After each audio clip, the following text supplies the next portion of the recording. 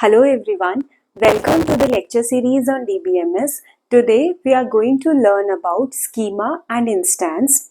So let's see. Now schema is the structure of database.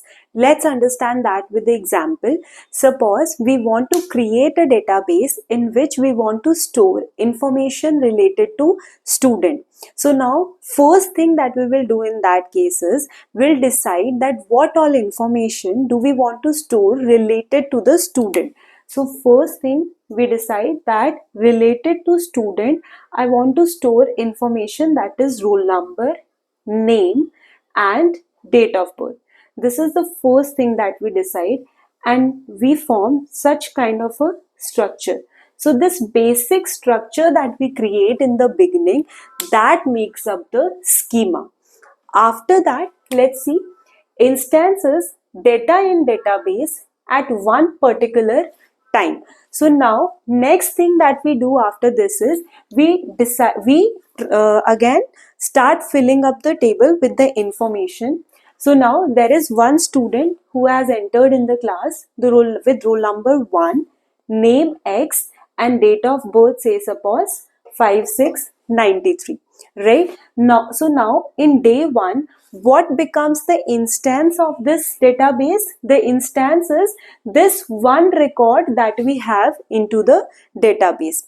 Now on day 2, there is an entry of another student, that is with roll number 2, name Y and date of birth 56794. Now for this day, what becomes the instance? These two records that we have into the database, that becomes the instance on day 2 for the database. Now I hope you can understand that where it is going, right? So next day, if there is another entry into the class with student roll number 3, name Z and date of birth has 5/10/93. So now for day 3, what becomes the instance? All these 3 records become the instance of the database, right? So the basic structure that we had, the basic structure was what? That related to student, we had roll number, name and date of birth that we wanted to store about the student. So this basic structure that we created in the very beginning was the schema, and after that when we filled it up with the data, that became the instance day by day, right? So at one moment of time, whatever information is there in database, that becomes the instance of database for that time, and that you can understand that now for day 2, the 2 records were the instance, for day 3, 3 records were the instance. So whenever we are looking at the database, at that moment, as much information is there in the database, that becomes the instance of database for that moment of time. So with this, we can understand that instance of the database changes very frequently. However, the basic structure of the table that you have decided, that does not change that much frequently, although we have that flexibility to change the schema as well, but just we can understand that it does not changes that frequently, right? Now there is one more thing that we have to understand over here. When we talk about the database, then database is not going to be comprised of only one table. We are going to have multiple tables into that. Say for example, we have within this database, we have one more table that stores information related to teacher.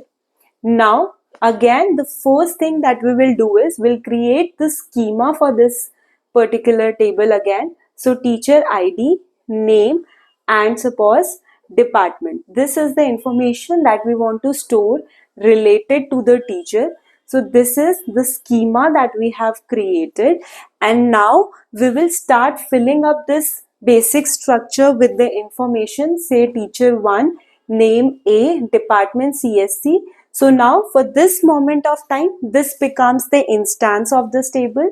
For next, if I'm adding one more entry, now for this moment, now this becomes the instance, right? So now if we decide that these two tables, with the information in it related to student and teacher gives us the instance in this moment of time for the entire database. So this is the instance for this moment. This is the instance of the database that we have over here, which is comprising of the information related to student and teacher. However, let's look over here.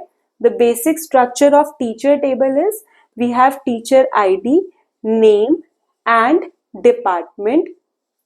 Now, this is the schema for teacher table, and we can say this entirely makes up the schema for database where we have information related to student and teacher.